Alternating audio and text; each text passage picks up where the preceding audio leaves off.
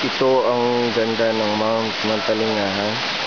Habang ikaw ay naglalakad, wala kang maririnig kung hindi ang mga pag-agos ng tubig, kung hindi ang mga huni ng ibon at ang mga insekto.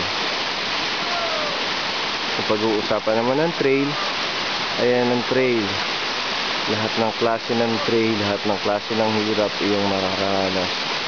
Subalit, oras magmula ngayon, kami ay babalik na sa Puerto Princesa sa pamamagitan ng Brooks Point. Magmula po kami ng Rizal, Palawan. Ngayon, tatagos na po kami ng Brooks Point. Nakikita niyo po yung ganda ng trail na yan. Yun si Kuya Bong, nauna na siya. At ito naman po si Kuya Noel, kasama niya si Jason. At sigurado ako nasa likod niyan ang magiting na si Binoy.